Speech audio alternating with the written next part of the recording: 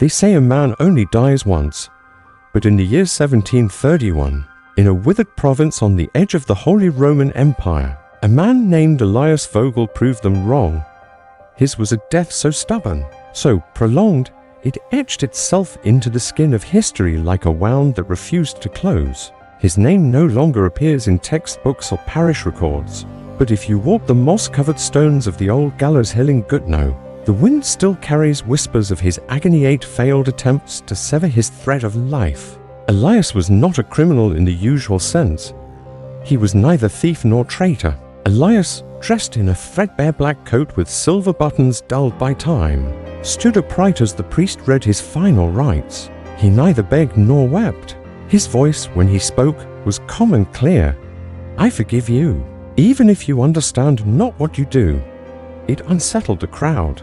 Mercy often does. The executioner, Hans Brecht, had served the region for 18 years and was known for clean work. His axe, called Marguerite, was honed to a perfection that made killing feel like a craft. But as he raised it above Elias's neck and brought it down, something went wrong. The blade struck bone but did not sever it. Elias cried out, a sound part shriek, part gasp, and Hans paled. A second strike came, trembling. Then a third. Each blow grew sloppier, less precise, as if the axe itself recoiled from the task. After the fourth attempt, Hans turned away and vomited behind the scaffold. The crowd, once bloodthirsty, began to murmur. Some cried witchcraft. Others swore they saw Elias's lips moving, not in pain, but in prayer or perhaps in defiance. The magistrate, an old man with shaking hands, ordered a pause. A doctor was summoned to verify Elias still lived. He did barely. By the fifth attempt, the snow had begun to fall. Thin flakes landed on Elias's exposed back, now torn and bloody. His breath fogged the air in faint, rhythmic clouds. A woman fainted.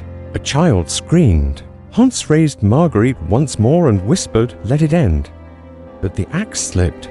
It struck the wooden block. A splinter sliced Hans's hand. Blood met blood. When the sixth strike came, Elias's head lolled but held fast. There was something grotesquely beautiful in the resilience of his flesh, the stubbornness of his sinew. Even the birds had fallen silent. At the seventh attempt, Hans broke down and wept. He knelt before Elias, whispered something no one could hear. Some say he asked forgiveness. Others say he begged Elias to die. Either way, Elias responded with a blink slow, deliberate, as if he had chosen to remain alive. And so the eighth blow fell as dusk approached, casting long shadows across the square. It was not precise, it was not dignified, but it was final. Elias's head toppled forward, and with it, a century's worth of questions. He was, in the words of the town ledger, a corrupter of souls, a teacher once, a scholar, a man of great learning and greater pride. His descent began quietly, like rock beneath painted wood. He taught Latin, theology and mathematics to the children of Gutno, and for years was beloved until he began to speak against the church, not in sermons, but in margins, scribbled notes in school books, warnings in whispers, questions that made the wrong people think. There are 3 known charges against him. The first was heresy. He denied the Immaculate Conception of the Virgin, but not publicly, only in a classroom when a boy asked how a child could be born without a father. The second was sedition. He told his pupils that kings were not chosen by God but by chance and blade. The third was darker, harder to confirm, that he taught a girl, Magdalene, a mute orphan, the art of ciphering messages using stars. The court called it witchcraft. He called it poetry. On the morning of his execution, a pale sun hung over the frost-bitten town square. They buried Elias Vogel in a shallow grave behind the gallows hill, beneath a crooked yew tree whose roots had long since strangled the earth. No priest spoke over him, no stone marked his place. One night, he disappeared into the woods, leaving behind only his axe. Propped gently against the door of the chapel, Margaret was clean. Decades. His trial transcript, if it ever existed, has long since been lost to mildew and flame. But in a dusty corner of the University of Heidelberg's library, a single note remains. It's unsigned, written in ink the color of dried blood, tucked into a volume of celestial maps. It reads, "Truth does not burn. It survives the axe. The town dwindled. Families moved south, toward cities where names like Elias Vogel held no weight. The schoolhouse closed. The gallows rotted. The grave, unmarked, became legend. Children dared each other to touch the yew tree, then ran screaming at the rustle of wind. But some remained. Magdalene, the mute girl whom Elias had once taught, never left. She grew into a woman with silver-threaded hair and hollow eyes. She tended the yew, placed pebbles by its roots, sometimes stars carved from bone. Her fingers, gnarled with age, still knew the secret language Elias had once shared. She never spoke, but some claimed she could read your dreams, pull thoughts from your silence like string from a well. One bitter night, when the moon hung like a cracked coin, Magdalene vanished. Her cottage stood open. Inside, a single candle burned beside a sheet of parchment covered in constellations drawn with ash. At the bottom was a symbol, older than Latin, older than fear. A spiral within a square, the same one Elias had once etched into the schoolroom desk. The next morning, the yew tree split down the middle as if something had risen from beneath. No tracks were found. No one dared investigate. To clean, as if it had never tasted blood, the townsfolk, desperate for answers, summoned a traveling inquisitor from Mainz. He arrived in crimson robes, smelling of incense and scorched vellum. He brought with him relics, bones of saints, thorns from a crown, and promised to cleanse the air. But the moment he set foot near Elias's grave, the wind died, birds fled, the inquisitor's horse collapsed. He left before sunset, whispering, the man was not a heretic. He was a mirror. Even as winter thawed, the stain of the execution lingered. Crops refused to root in the soil of Gortnauer. Livestock miscarried. The town bell cracked without being struck, its sound forever silenced. And always, always, there was the yew tree bent and brooding, its bark split like skin peeled back by fire. The magistrate ordered the site to be salted to keep the devil from nesting there. And yet, Gortner did not find peace. In the weeks that followed, the town began to unravel, not all at once, but like a frayed thread unraveling sleeve by sleeve. The blacksmith's eldest son fell mute, scribbling stars on the walls of their barn until his hands blistered. A midwife claimed she saw Elias in a dream, whispering numbers that added up to nothing but dread. The town's priest, Father Ulrich, who had once excommunicated Elias with a flourish, was found at dawn kneeling before the schoolhouse, his lips sewn shut with fishing twine. He survived but never spoke again. There were whispers that Elias's death had not taken, not truly, that the man who refused to die now refused to stay dead.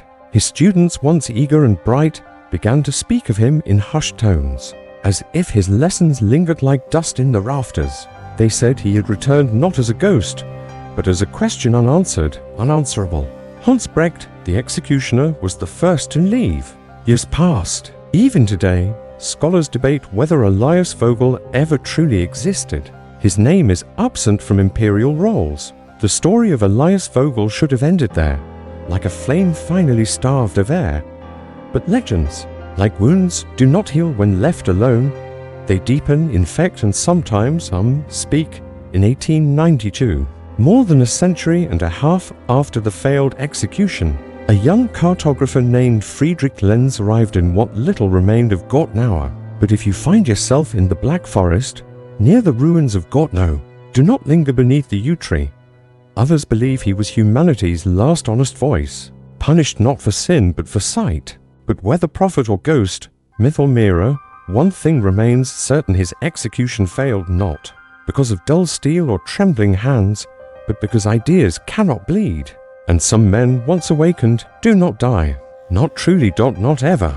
Do not speak questions into the wind. And if you see a figure in a black coat with silver buttons dulled by time, turn away. Do not meet his gaze. For some truths, once glimpsed, do not let go. He returned to Berlin, pale and fevered, muttering equations to himself in dead dialects. Names reappear in unlikely places: students, villagers, scholars, all lost or silenced. A French poet claimed in 1951 that Elias appeared to her in a dream, offering her a verse written backwards in a dead dialect. She painted his face in oils, a man with sorrowful eyes, a wounded neck and lips sealed by an unseen hand. She hanged herself 3 weeks later. Even in our time, his legend stirs. In 1976, a radio tower in Lower Saxony malfunctioned for 3 minutes during a sermon broadcast.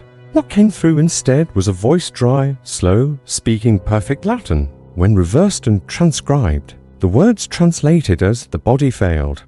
The idea did not. Within a month, he was committed to the Crypt Asylum. In his final years, he refused to speak except in whispers. He would trace spirals in the dust and say only, "He's waiting for the 9th." The journal vanished from the hospital archives. Some believe it was stolen. Others say it was never real to begin with. But in 1923, during an eclipse, a scholar named Dr. Helena Drexel gave a lecture at the University of Prague, titled "The Man Who Could Not Die." She cited no sources. Her paper was later banned by the state for corrupting the moral fabric of national youth. She, too, vanished shortly after. He was mapping forgotten villages for the Prussian Rail Authority, tracing roads that no longer existed and churches that had collapsed into memory. What he found was not a village but a scar. 5 houses still stood, all abandoned. The air smelled faintly of copper and morse, and atop the hill, twisted and fossilized, was the yew tree, its bark calcified like bone turned to stone. Beneath it, a hollow space, not quite a grave, not quite a den. Lenz entered. Inside, he found carvings on the walls, symbols, stars, fragments of Latin, and something older. Among them, scrawled with obsessive repetition, was the name Elias Vogel. A journal lay in the center, its leather cover half consumed by mold. Lenz opened it and read, "Each death is a doorway. I have passed through 7. The 8th waits, patient, blind." Lenz never filed his report. The deeper one looks into the story of Elias Vogel, the more its edges blur. Today, few remember the name Elias Vogel. Fewer still speak it aloud. There are those who say Elias was no man, but a curse wrapped in skin. If you enjoyed this video, please leave us a thumbs up and subscribe for more updates, and as always, thanks for watching.